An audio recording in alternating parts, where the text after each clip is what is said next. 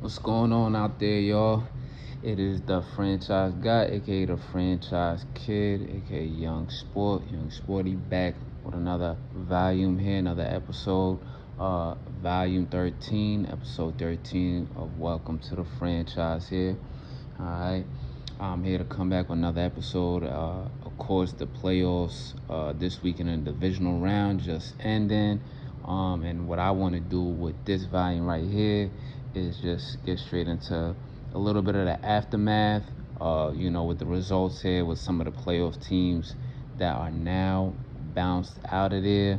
So I thought with this, with this volume right here and everything to talk about, I want to kind of get into what the losing playoff teams should probably consider, doing going forward to, get over the hump or continue making their way into the playoffs, being a perennial playoff contender, and just some of the things that I've seen throughout the season and especially throughout the postseason as well in the playoffs that they can do to get a little bit better and probably have a chance, after this year, for the next season and maybe seasons to come, to knock off some of the top dogs, like the Kansas City Chiefs out there and the Bills out there and the Eagles out there, teams like that, and the Detroit Lions out there who got knocked off this year as well, but they got a little bit of work to do too, and I'm gonna talk about them too. So, with all that being said, let me get right into it as I want to go ahead and continue doing these quick hits here. For anyone tuning in, I appreciate you listening. And, I appreciate that, you want to listen to something real quick for a good little 30, 40 minutes. Don't want to take up all your time. And, can leave a comment, have an opinion if you want, or leave a like. Don't matter to me. I'm just glad you're listening. We love talking about sports, so listening to sports takes together. You feel me? So let me get right into it. Like I said, I'm going to start off first with the Chargers. So with the Chargers here, I think what they need to do is get some more perimeter playmakers on the offense on the outside. They're gonna have to get some wide receivers there through the draft or maybe even free agency or trade. But I think that they're gonna need a little bit more on their offense in the passing game, besides just Lad McConkey getting open every single time. Now I understand they got Quentin Johnson, who they drafted in the first round, as well about a season ago, right? He hasn't really all the way panned out as yet, but it's still early in his career. He did have this season. He did have some games that kind of popped off the screen, statistics wise, and you seen him running over the field, doing runs after the catch, making some big plays. Still hasn't put it all together yet, but that's just he's still a young receiver. It's not like he came from a conference in college that's used to that kind of competition level on the other side of the ball with defenders, defensive backs and everything like that. But give them time, but it still doesn't change the fact that they need a little bit more juice on the perimeter in that game. I know they also got the young boy. I believe he's also out of TSU, Darius Davis, I think, or Jarius Davis. If I have that correct, I just know he's number 12, kind of a gadget guy on the Chargers, plays some special teams. Get him involved a little bit more, but he's still, a tiny target there. Lad McConkey, I think he's, 5'10", 5'11", maybe 6 foot. So not too worried about him because he could always get open. But you need, a big body guy like Justin Herbert with a big arm. Get him some easy targets there on the outside and the perimeter that could also be a little bit more dynamic, and someone that is more reliable outside of Quentin Johnston, who hasn't really put it all together yet. But it can still go either way with him. Get that help on the outside through maybe a trade or maybe free agency. I don't think that they would be in the run-ins for a guy like T. Higgins, but you're going to hear all season T. Higgins is someone that every team that needs an outside receiver or needs a receiver should consider. I don't know if that's their style of play with the offense that Harbaugh wants to run, but I would also look into, just because there's some familiarity there with the quarterback and everything, and he's probably at this stage in his career not going to demand too many targets like that, but is still reliable in a short hand and a big catch radius and can run good, dependable routes. is if he gets freed up in free agency from the Bears, why not bring back Allen? You know what I mean? Bring him back into the fold. Also coach up some more of those young receivers there. You know, Lad McConkey is good, but he probably could still learn some more from him, and especially Quentin Johnston and some other guys, or see who else you could get in later rounds in the draft who, you know, have a big body and a big catch radius. So I think that they should, you know, explore getting into that, to retool in that department. Also, get another running back that, you know, could provide a little bit more production, a little bit more juice, a little more impact in the game and everything outside of J.K. Dobbins. Good to see him bounce back after all the injuries and everything. But, you know, he got a little bit nicked up again this year. Gus Edwards is there. He's a strong, solid back, but it doesn't look like he's someone you're going to be dependent on like that a lot. But try and get another running back also. You know, if a guy like Ashton Genty happens to be there at where you're picking at, and John Harbaugh is a little bit of a crazy guy and thinks outside the box and to the left. You know, Genty he's considered a first round potential type talent, but not someone that you would conventionally or should take in the first round.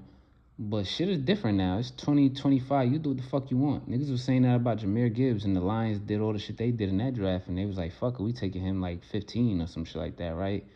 And when that pick happened, I was watching. I was like, I like that shit. They thinking outside the box because this nigga nice. This nigga is dead nice, and it's not guaranteed you're gonna get a guy like him that's that dynamic in the second round.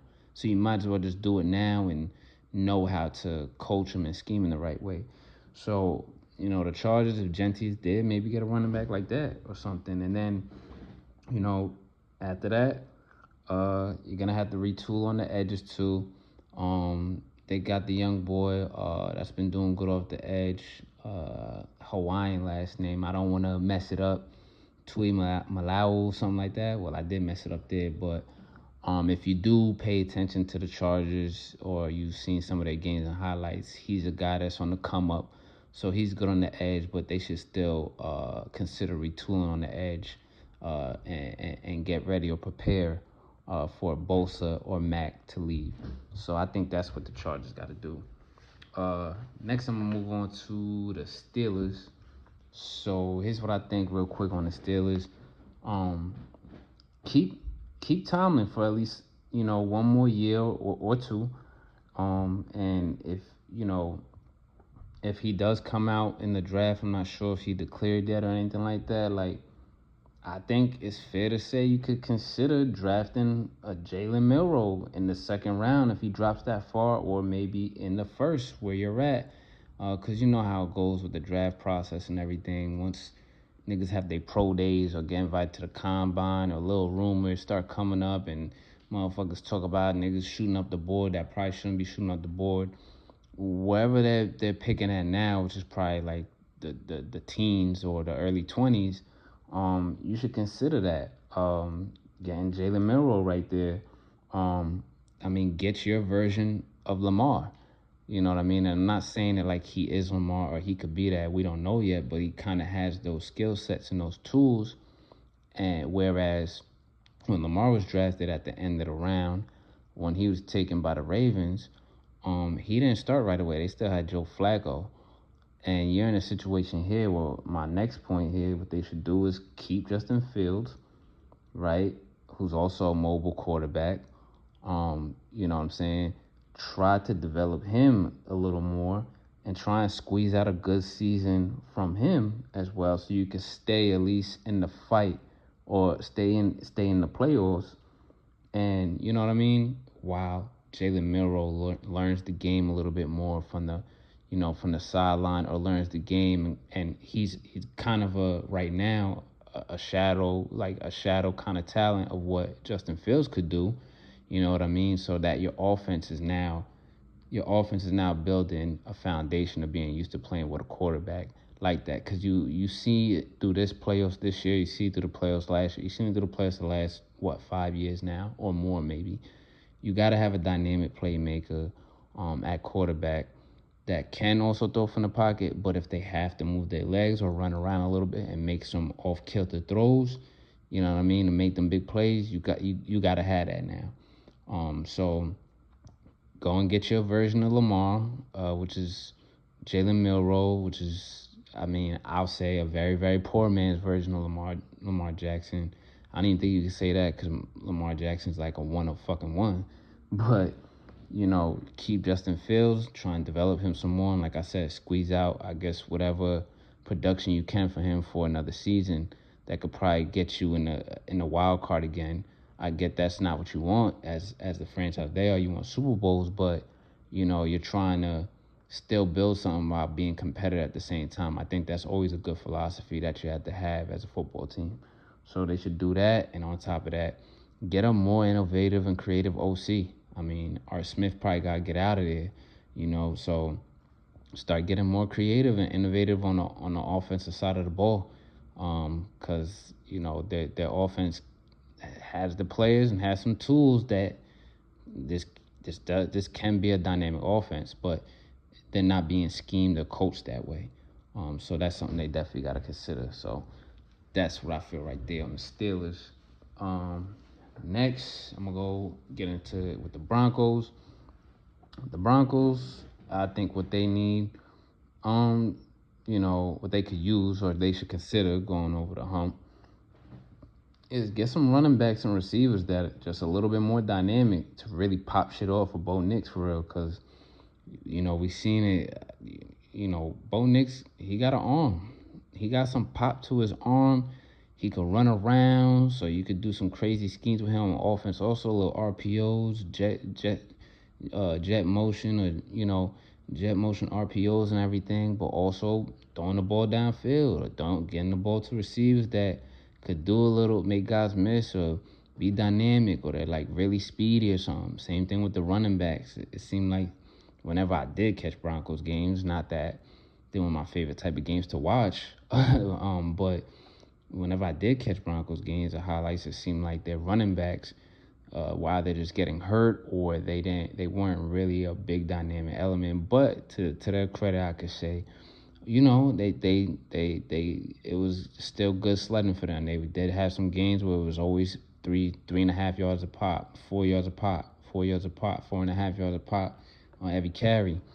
So, but they probably could use a dynamic element, especially with a guy like Sean Payton, who has those schemes, used to using guys like Reggie Bush and Alvin Kamara, and while having a guy like a Pierre Thomas, you know what I'm saying, or a Levante Murray, where you have both of those dynamics and a change of pace, where you could get creative and running between the tackles and, having a different element in the passing attack, or even if you want to use that passing attack running back in the run game, they could stretch the defense out if they find a seam and break loose. So I think they need that also in the receiver department outside of Sutton. You got this guy Vele who's had a great season, so you could build off that. But who else really is there? You got Mims who had a decent season. He's more known for special teams, probably a little gadget guy. And then you have Troy Franklin, the rookie, who I felt like anytime I did see him, besides that playoff game against the Bills, is anytime he got open and sprung loose, he was dropping wide open streak balls and everything. So, something for him to build on. Young receiver, yeah, understand that. Very young in his career, but you should probably still add and build upon that, because Bo Nix could ball a little bit. He could ball a little bit. He could play, and if they're gonna want to beat teams like the Bills and the Bengals and the Chiefs and stuff, and want to rival that, they're gonna need a little bit more pop to their offense. The defense is solid and can make plays, but also they should probably, consider looking into some playmaking linebackers, maybe in free agency. They could poach a guy or two that is maybe underlooked on another roster that may get released, or that could get traded for a low-round pick or draft someone. You know what I mean? I think there's a guy named Landon Barton or something like that out of Utah that seems to be good at that position. Or even trade for somebody like Quay Walker from the Packers, or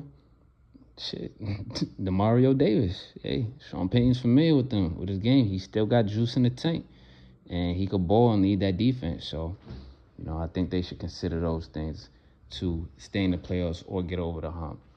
Um, Next, I want to get into the Bucks.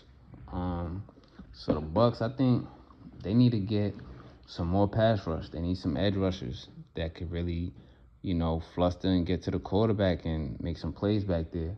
Also, what they could use is a couple more. Yeah, I think they already have a couple on there, but maybe one more young receiver, and maybe not a rookie, but maybe a young receiver that's kind of like a vet in their third year or on the come up, or someone no one's really paying attention to, but has a dynamic element to their game. To be on the other side of Mike Evans, or at least between Mike Evans and McMillan, because I don't think Godwin's going to come back, especially coming off another injury.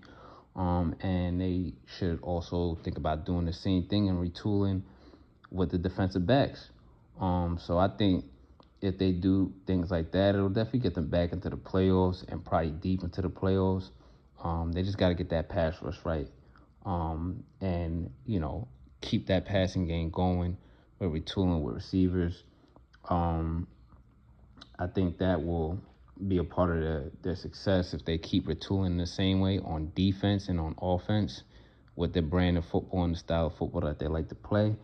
And maybe a new OC, because, if Cohen leaves, they're going to need somebody in there to just keep the motion going. You know what I'm saying? Keep the wheels on the track, keep Baker and Evans flowing, keep, Bucky Irvin and White and the rest of the running backs flowing, the tight ends, Otten and the receivers, McMillan, the young receivers, McMillan, and whoever else they might draft or sign. Keep that offense in motion. Same thing on defense. Get some physical defensive backs, some corners on the outside, and the inside they already got a couple guys. Azine, I think he plays safety and corner. I seen a couple other guys on there, but keep building upon that. Maybe get a few other guys in case Jamal Dean, he's a vet. I don't know if he'll still be around. He dealt with some injuries, but keep building on that. And also in the linebacker crew to retool, because Levante David might not stick. I mean, I think he's gonna be a Buck for life, but you want to retool for that in case he's not around further down the line. But definitely take care of that edge rush. So that's what I got for the Bucks right there. For the Texans, they got to fix up that offensive line, and they got to protect C.J. Stroud some more. They have to make sure that franchise quarterback who is dynamic and show that he can make plays throughout the playoffs, throughout the season when he could. They got to show that he's number one priority. So you got to protect him. Got to show up and fix up that offensive line a little bit more. I understand injuries and everything, but C.J. Stroud was just getting chased, running for his life, running around too much back there, getting hit too much back there, and it was kind of fucking up the rhythm of the offense too at times. And also get him a couple more weapons at receiver, and start to consider up a little bit of a change up in their offensive game plan and just switch it up just a bit. Instead of I get it. Joe Mixon, great running back. You can run him all day long. He good between the tackles, of course. He can even stretch it. You can even, bounce it a little bit. He's good in the receiving game also. But I just feel like watching Texans games this year, seeing highlights this year, they were in the running game, as far as the running game, they were very Mixon reliant. And it's like, damn, what happened to Dameon Pierce? Damn, what happened to another element? I know they probably got a receiving back there, and it was just always Mixon. And Mixon's a great back, and he's been doing it for years, but he's getting up there now too. And it's like, you want to add another wrinkle to the game, but I get that probably also is an effect from the offensive line not being as strong as it could or should be, right? But they should consider that on offense, switching it up, getting the other running backs more involved, because Dameon Pierce is still a fine running back, a fine backup running back. So they should do that. And I think that, with making these changes, even without making these changes, it's like, just as long as they had the O-line short up, I think this is a team that's going to be able to rival the Bills and the Ravens and the Chiefs and the Bengals very, very soon for the next few years to come, for a little while. And as far as not just the O-line and everything, and what I said, get him a few more weapons at receiver, Stephon Diggs coming off an injury is going to be a free agent now, and I would, at this time, I would try and poach away a guy like Garrett Wilson from the Jets. He has familiarity with the quarterback, C.J. Stroud. They went to Old State together, made magic happen together, at Old State.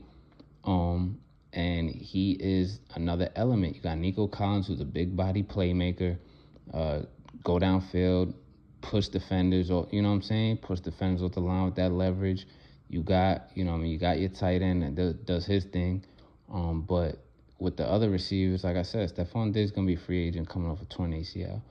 Tank Dell, a lot of things in question with the injury. It's a bad one.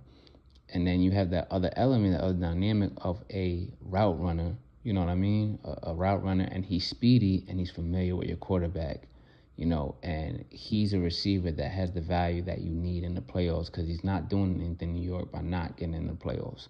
So, try and make that trade, make it happen. Try and poach him away. It makes sense to me. So, that's what I got for the Texans. Now, for the Packers, first and foremost, get y'all asses fucking healthy, man. Get fucking healthy. I really hope they do that. A lot of injuries, a lot of fucking injuries this year throughout the whole season, and they still were able to muster a few wins, push some few wins out there, gut them out, and still get to the playoffs. And when they got to the playoffs, they were dropping like flies. There's injuries right and fucking left. So, hey man, y'all get healthy out there as soon as y'all can, as best as y'all can, and retool and get ready for another year. Outside of that, I think they definitely got to retool heavy at defensive back and pass rusher on defense. They're gonna have to get them another corner out there on the outside that could actually cover and actually could flip the field, get some turnovers, get their hands on the ball. Jair Alexander, he's been injured now for the past couple seasons, around the postseason or before it or whatever. And that's their best defensive back, their best corner, I'll say. Because now they got McKinney, who's amazing as well, one of the leaders in the league in interceptions. They got the young boy, the rookie out of Georgia, Bullard, who probably just needs to come along. And I would suggest, I would hope, anticipate that he comes back with having a better sophomore season. But some of the other guys there on the back end, man, they need some more depth and some more playmakers, some more people that's going to get involved and make plays for them that are going to be deciding factors to win the game. So they definitely need some work to retool at defensive back, corner, and safety, I'll say, or slot corners as well. They need that. And then on the edge, I know it sounds wild, far-fetched. I know it does, and of course it's not going to happen. But, I think, the way I think about it, whatever, I don't think it would be too crazy to at least consider seeing if you could try and poach away a guy like T.J. Watt, from the Steelers.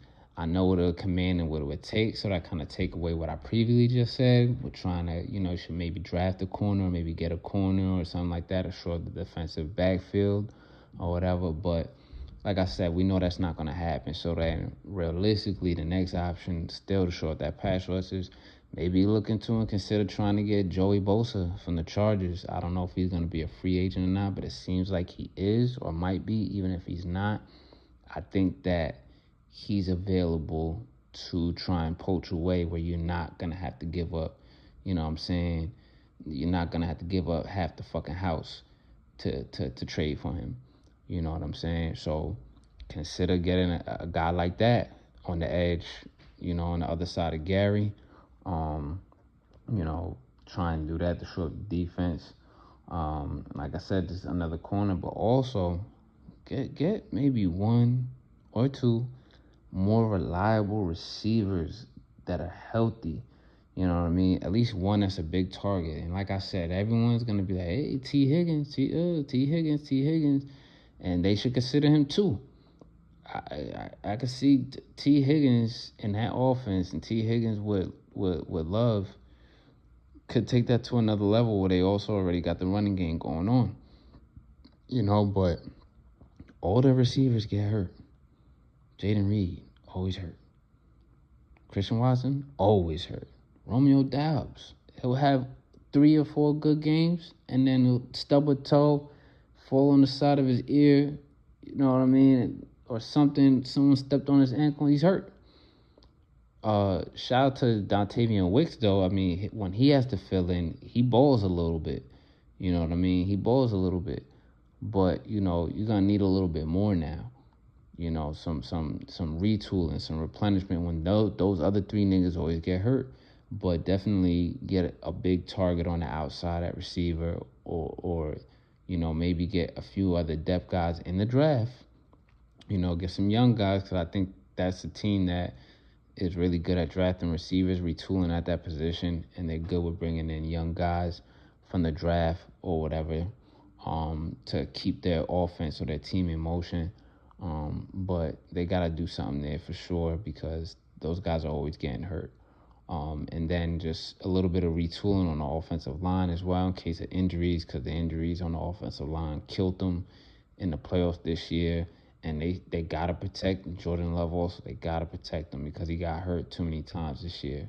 I'm not going to say that's all. I'm not going to say that may be all through the fault of the offensive line. Maybe some fault of his own with his style of play. Maybe. I didn't watch every Packers game. But, it never hurts to see if you get a good value pick at offensive line in the 4th or 5th round, which I know the Packers are probably already plotting on some shit like that. That's how they operate. But they should consider that as well. But definitely short those DBs and those receivers, get an edge rusher, because those receivers be getting hurt. Their best DB be getting hurt, and the DBs that they use, they began caught in the mix sometimes. So that's that on them. Next, I'll go to the Vikings. For the Vikings, I think what they need to consider really is keep Sam Darnold. Keep him on a franchise tag or a 1 or 2 year type deal or some shit like that, right? Start him again. Yeah, start him again for the season. Name him the starter until he fucks up or until you feel like J.J. McCarthy is ready. You know what I mean? And then retool a bit more on the offensive line a bit there, because he dealt with injuries there. But, we don't know what the fuck J.J. McCarthy is yet. I get it, a few little highlights and the whispers and everything like that in the offseason or in the preseason and everything like that. But, he got hurt, and when he was in college, they didn't ask him to do a lot. This is the NFL. You had to take a step back because of injury, so you miss a whole year, even if you were going to be the backup. You miss a lot of years of preparation, action, and what it takes to get through a whole season and stuff. And I don't think the Vikings want to, put their whole bet on basically a rookie quarterback next season when they made it to the playoffs and everything, and trying to go back again. And you don't know what he's going to be. It's going to be ups and downs and this and that, where you already got Sam, who's a steady hand as far as the regular season or what he showed he could do in this system. And, it could be a situation where what happened with Kirk Cousins and the Atlanta Falcons, even though they didn't make the playoffs, but it's like, hey, at some point during the season, maybe if Sam fucks up or they feel like JJ's ready, then you put him in and you're still in contention to get into the playoffs. So I think that's what they should consider doing. And then, they got to retool. Definitely got to retool heavy on the back end on defense, because some of them dudes over there on that other side, they getting up there. Some of them, haven't been with the team for that many years, but they're veterans and they got real heavy experience in the league. Like the Griffins and the Gilly Locks on there in the corner. Those guys, and Harrison Smith's been there for forever with the Vikings, and he's still good and productive. But some of them boys getting up there. So they got to retool heavy in the defensive backfield. They already got some young guys that are depth pieces that were starters last year and put in some production last year for the Vikings, but they're going to have to do that again on the back end, get some corners. You got Byron Murphy, who's still young, so that's solidified there. He could play inside and out, maybe even a little safety, but you should consider getting a young guy or two on the corners and at the safety spot, just in case. Their front seven, I feel like, is pretty solid, pretty good. If Brian Flores doesn't get hired to be a head coach or go anywhere else, the defense should get better, but they should stand pat where they at for the most part here, but just try and work on getting things a little bit better and move forward a little bit with kind of revamping the offensive philosophy also to get all your offensive pieces involved. Not just, okay, it's a big game. We know we got to go to Jay Jettas and we got to go to Hawkinson, and then we could just run the ball with Aaron Jones. They did give Akers a lot of burn in the playoffs and down the stretch also. He made some big plays, but you got to scheme the offense to get everyone involved. I think it's going to make it a lot harder for other defenses to defend the full field if you also got to defend Addison. And you also got to look out for Naylor. And you also got to look out for their backup tight ends, Munt and Oliver, or whoever's going to be there, and also Akers and everyone else. You know what I mean? You got to force the defense to defend every blade of grass, because I felt like when they got into that game against the Rams, especially in that last game against the Lions, it was like, we're just going to give it to our best guys. Even though we also have good guys on this team, we're just going to give it to our best guys and just give it to Jay Jettas all day, or just give it to Hawkinson. And then if we don't do that, we're just going to run it with Aaron Jones. Like, no, you guys got weapons already on the outside and inside to spread it all around, make them defend every blade of grass. So they should probably look into doing that as well to, stay in the playoffs or try and get over the hump. The Rams, keep doing what y'all been doing. You know what I mean? With the kind of defensive drafting they've been doing, Jared Verse, Fisk, Kobe Turner, a bunch of guys, Kobe Durant, Cam Kitchens, a bunch of guys that they got over there. So keep doing what you're doing on the defensive side as far as drafting. Keep doing that. I think that other than that, what they need to retool on offense at receiver, to complement Puka and to also rely on them whenever he gets hurt, because he seems to get hurt. He tends to get hurt. Cooper Kupp is getting up there a little bit. He gets hurt a lot too, still productive, but he gets hurt and he's getting up there. So they should retool that receiver. We don't know what's going to happen with Demarcus Robinson, but the past few seasons for them, he's been going off not going off crazy, but, he's been reliable and he's made plays when they call his number. But, he's a vet that's been in the game for a while now too. And you got to start considering some retooling at the receiver, get some other playmakers too. Some young, fresh playmakers out there, too, in case Puka gets hurt, Kupp gets hurt, to rely on, and I think they got to do that through the draft, and also they should see who's going to be available and who could they poach in free agency. They might want to look into Allen if he gets freed up from the Bears, or, make a trade with some other team out there that might not want to use their receiver in a certain way like that anymore.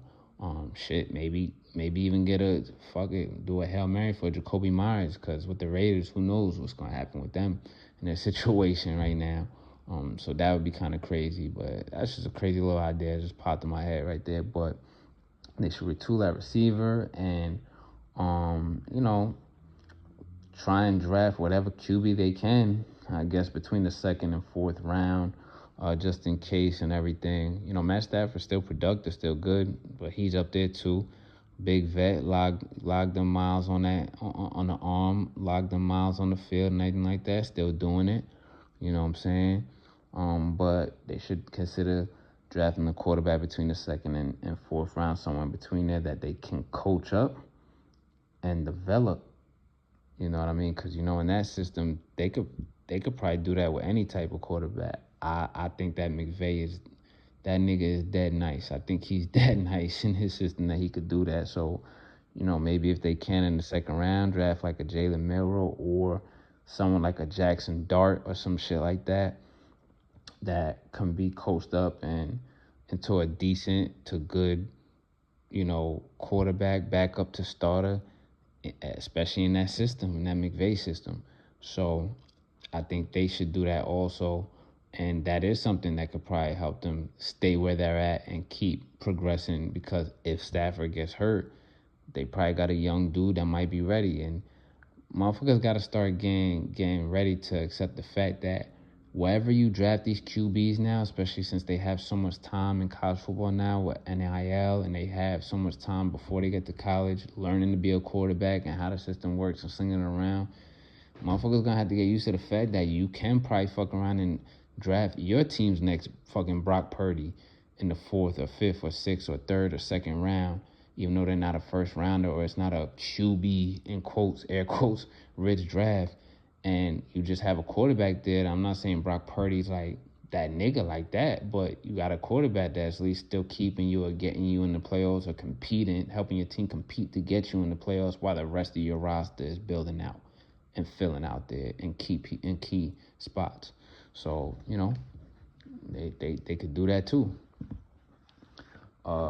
Next, the Lions. Tough loss, man. Feel bad for the city of Detroit, but the Lions, they gotta retool on defense heavy. They obviously are gonna also need a new OC after Ben Johnson leaves. Preferably probably an OC or someone that's worked within the same system that's with the team right now, and just make some minor tweaks to the offense, but still do a lot of the same similar things. I think that had that offense really in motion and had that team really inspired and going. The plays looked like they had a lot of fun with the system, and there was a lot of confidence in their game plan in that system, but a few tweaks, nothing too crazy here or there, nothing too crazy, just maybe cut down a little bit of the trick plays when you don't need them and just run the ball down motherfuckers' throats. But yeah, they're gonna need a new OC. Also, get a good third receiver who could possibly emerge as a number 2 receiver, just in case J-Mo, fucks up on or off the field, because he has shown that on the field and off the field a little bit. I'm more concerned about on the field. The off the field stuff, that's your life, whatever. But on the field, get another receiver there, and then get also a backup receiving tight end in the draft, a young guy for when when Laporta has to deal with his injury woes throughout the season, so there's really no drop off there. But they definitely got to retool heavy on defense, because they dealt with a lot of injuries, especially a lot of injuries on the outside on defense at corner, and the DB position. Then the injury to Hutchinson was really big. So, I know everyone's talking about they should trade for another edge rusher, which they did this season, or try and do a Hail Mary and maybe poach away a guy like Max Crosby, which I think is a smart idea. I don't know how realistic that will be. That's probably something that I have to see if it comes to fruition, to see how next season starts playing out. In the middle of the season, around the trade deadline or some shit, they could pull that off. But I think that there's a lot of opportunities for edge rushers from the first round, edge rush defenders from the first round all the way down to maybe.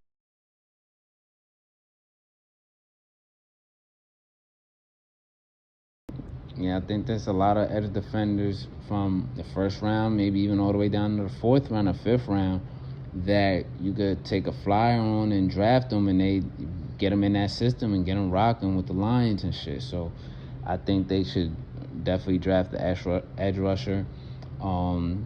Get maybe, I don't know if they need another safety, but yeah, another thing, another idea here. They should probably see about trying to poach away a guy like Sauce Gardner.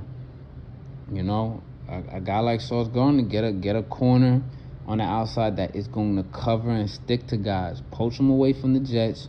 He's not doing anything really with the Jets. He hasn't been to a postseason, but see about getting him in that system, get him in the fold there. You know what I mean? And get him. You probably don't have to give away nothing too crazy for him. Maybe a first, maybe a 3rd or a 4th, and a depth or a rotational player that could probably become a starter for the Jets, because it's the Jets. But you could afford to trade that away. Where how many years now consistently you've been competitive to get into the playoffs and still draft well enough. So that'd be something to consider. I know it sounds a little crazy, but it's a corner which y'all need on the outside too. And then still replenish there for if he goes down or other guys go down and everything. You still got Branch in the slot who could also play safety, but you got to retool on defense and also get healthy. Maybe even consider a quarterback. But I know they're not going to do that this year. They won't do that this year. But Goff is still a good quarterback, so we'll see. And then for the Ravens, I think that it's time for them to at least consider for Lamar to get a big body, dynamic target on the perimeter. Get a guy that, is an easy button for him that could come down with those 50-50 balls. Or be a big solid target, a guy that's always able to get open and can do the work after the catch in them big games. So it's like, yeah, you could run with Derrick Henry. You could run with Justice Hill. You could get the big plays, or get the big plays to your receiver Zay Flowers, and then just move the chains a little bit or whatever. He's still a good receiver, solid, not as dynamic though. With Bateman, and he gets a little nicked up too, like Zay Flowers. Of course, you could fuck with your tight ends, Andrews and Likely, who are big playmakers also. But sometimes you need that guy right there who's like, he could run after the catch, or he's always open, or it's just a big target radius, because you can't always rely on Lamar just running around forever when he can't find nobody open, or that's getting open and everything like that.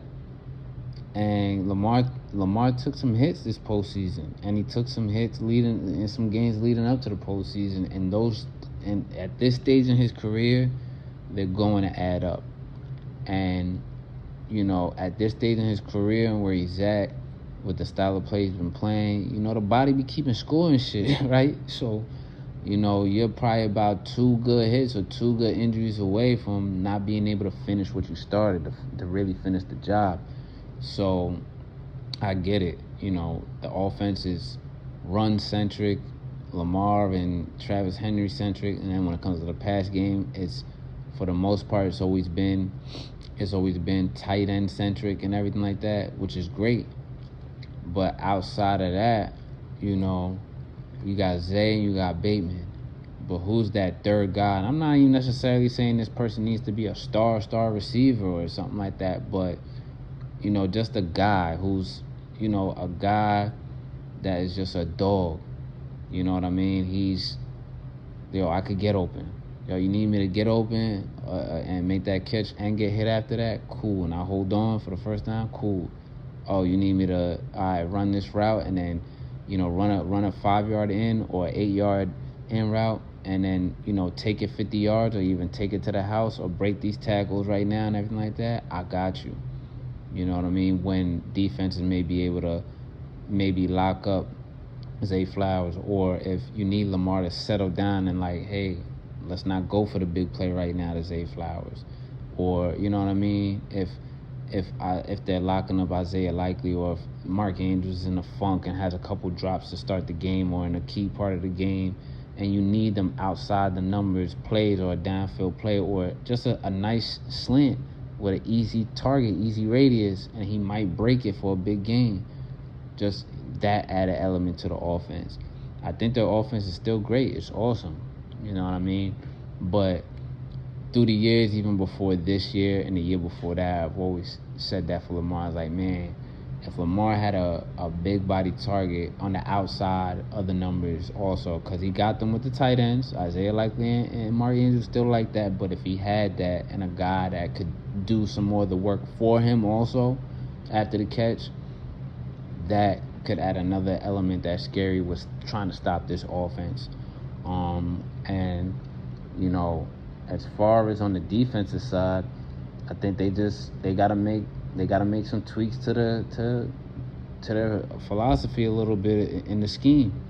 Like I said, it looked really, really leaky. A lot of space. DBs playing off too much. So I think they should tweak that. Uh, this is the first time I think you've seen a Ravens defense, that you didn't really see the brand of football that you used to seeing from them on that side of the ball. Always setting the tone early with big hits and making plays on the ball. I mean, they still had turnovers and made plays on the ball and everything. But they moved around Hamilton this year and stuff. But need more of an impact in that turnover battle as well. Or having suffocating coverages, or having, confusing schemes in coverage, more consistently. And also, they need that edge rush. They just need to add another edge rusher that is just gonna fucking get there. He's either gonna bull rush and bulldoze, anyone that crosses his face, or someone that's gonna be right fucking there every time, running away, like, oh shit, this motherfucker about to get me. They're gonna need that. They got some guys on there that can play. Taven Robinson. I mean, Owe could still play. He had a good solid season. You got Jabo in the cut also. I know, he's young in his career, or his third year now, or something like that. And he should have been a first round pick coming out, but popped his Achilles and probably hasn't really been the same. But you need to add another element also off the edge to really, put the fear in these offenses. Like, yo, y'all not gonna just be out here passing on us like that. Like, just fix also with that, marry up that with tweaking the philosophy to be like, yo, this the brand of football that we play on defense as the Ravens. That's been known, through the history of Ravens defenses. I'm not telling them to be, the Ravens 2000 defense. I'm not telling them to be the defenses that took them to the Super Bowl and won those Super Bowls. But if you could replicate the formula a little bit better, a little bit more of what they did the year before and other years, where they're just suffocating, or they confuse you, or they got a ball hawking safety that goes for the ball and not just tackles, or doesn't just only want to play in the box, or they have a scheme where it's like, oh shit, the Ravens is playing press on us, like, and they got an edge rusher coming, like, oh shit. Or a scheme where that same exact scenario, like, oh shit, they got a pass rusher that's coming for me, they pressing on us, it looks like everyone's playing man, and then they fuck around and it's a zone, everybody's in thirds, or the safety, it looks like it's too high and the safety drops down and the robber or something like that. If they could tweak it like that, I for sure could see the Ravens getting over the hump, being a Super Bowl team, or fucking up every team and everything like that. They just need to stop beating themselves and replicate what they were able to do on offense this year, and add a little bit more tweaks to do some shit outside the numbers to, make defenses defend every blade of grass, not just inside of the box or just the tight ends. You know what I mean? And not just Lamar. And then on defense, just get back to that brand of Ravens football on the defensive side that we've seen in years past a little bit, But yeah, they got to get an edge rusher, maybe get another element at receiver on the outside. It's a big target, 50-50 balls, or just likes to punish defenders after the catch or whatever, and that can help them. So that wraps up everything for this episode for me. I said this is volume 13, episode 13. Welcome to the franchise with the franchise guy, aka the franchise kid, aka Young Sporty. Thanks for tuning in. Hope you enjoyed it. Gonna try and come back with some more little quick hits and everything. What's been going on in the league, and also enjoying shit or the content out there I'm hearing, seeing, want to talk about, pops into my mind with this playoff season right now, because it's been fun. So with that, I'm out of here. Gonna keep doing what I do, like I do it for TV. And y'all out there, be easy.